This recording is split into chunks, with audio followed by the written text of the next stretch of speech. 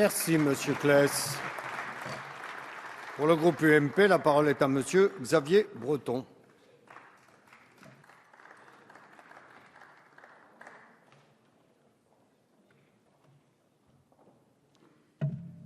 Merci, Monsieur le Président, Monsieur le Premier ministre, Madame la Ministre, mes chers collègues. Tous les sujets n'ont pas la même gravité.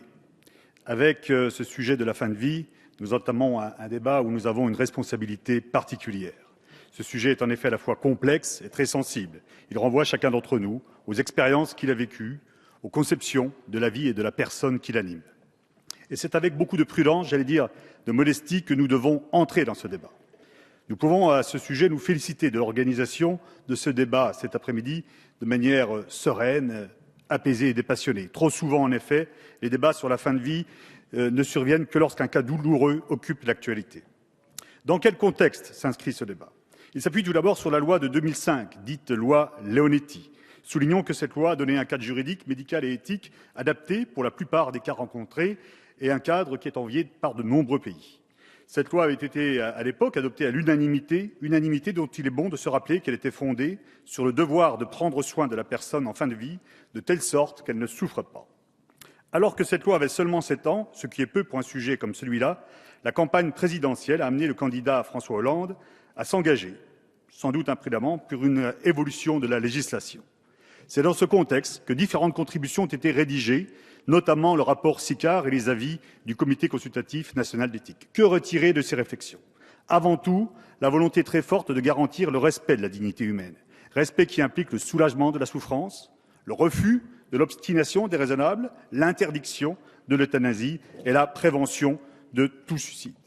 À la suite de ces réflexions, une mission a ensuite été confiée à nos collègues Alain Claes et Jean Leonetti, qui a conduit à la rédaction d'un rapport et d'une proposition de loi. Je voudrais à ce stade insister sur 3 points cruciaux contenus dans ces textes. La culture palliative, tout d'abord, les directives anticipées ensuite et la sédation terminale enfin. La nécessité de développer une culture palliative, tout d'abord. Nous ne pouvons en effet tolérer plus longtemps le scandale, je reprends les termes mêmes du CCNE, que constitue la situation d'abandon d'une immense majorité des personnes en fin de vie. Comme l'indique le rapport Claes-Leonetti, le nombre de personnes qui ont accès aux soins palliatifs rapporté au nombre de celles qui devraient en bénéficier est seulement de 20%. De plus, l'offre de soins palliatifs est caractérisée par de très fortes inégalités territoriales. Il est donc urgent et indispensable de promouvoir une politique publique ambitieuse en termes de soins palliatifs et de culture palliative. Cela passe notamment par un plan de développement des soins palliatifs ambitieux dans ses objectifs, mais surtout dans les moyens humains et financiers nécessaires pour sa mise en œuvre. Le développement d'une culture palliative passe aussi par la formation des personnels soignants, formation initiale et continue. Il passe également, comme le propose le rapport Sicard, par un exercice de la médecine qui appelle une conception unifiée et continue du soin, intégrant ensemble curatif et palliatif. Cela passe enfin aussi par une réflexion sur l'évolution de notre politique de soins qui doit intégrer les actes d'accompagnement dans la tarification médicale. Deuxième sujet que je voudrais aborder, les directives anticipées. J'aurai à ce sujet quelques interrogations. Comment ne pas enfermer une personne dans une volonté qui peut varier au cours du temps et en fonction des circonstances ? Comme le souligne le rapport Sicard, des sursauts de volonté de vivre peuvent toujours se substituer à un renoncement anticipé. Il est en effet extrêmement difficile de rédiger ces directives alors qu'on est en bonne santé.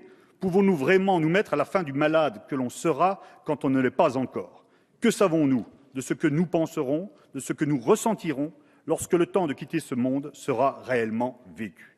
Ne risque-t-on pas, par ailleurs, si on rend ces directives trop contraignantes, de compliquer, d'altérer le dialogue indispensable entre, d'une part, le médecin et, d'autre part, le malade et sa famille ? Plus largement, nous devons aussi nous interroger sur la toute-puissance qui serait accordée à la volonté individuelle. Nous le savons, l'éthique de l'autonomie, quand elle n'a pas de limite, peut étouffer l'éthique de la vulnérabilité, cette éthique de la vulnérabilité qui nous conduit à penser et à agir en fonction de nos fragilités et non d'une conception abstraite de l'individu.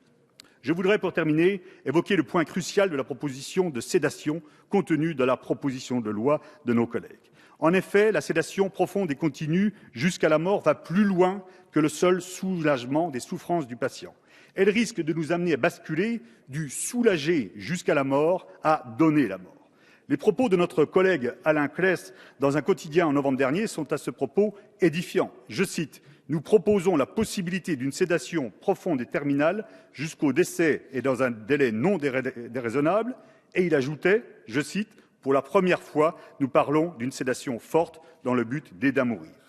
On le voit bien, l'intention ne serait plus de soulager le patient au risque d'affaiblir son organisme et donc au risque d'accélérer son décès, mais l'intention serait à la fois de soulager le patient et aussi d'abréger sa vie et donc de donner la mort. Il est indispensable que le texte de la proposition de loi clarifie l'intention de l'acte de sédation en rétablissant clairement la notion de double effet reconnue par la loi de 2005, mais évacuée dans le texte que nous devrions examiner dans quelques semaines. On le voit, les débats que nous aurons permettront sans doute de clarifier les intentions contenues dans le texte qui nous est proposé. Je vous remercie.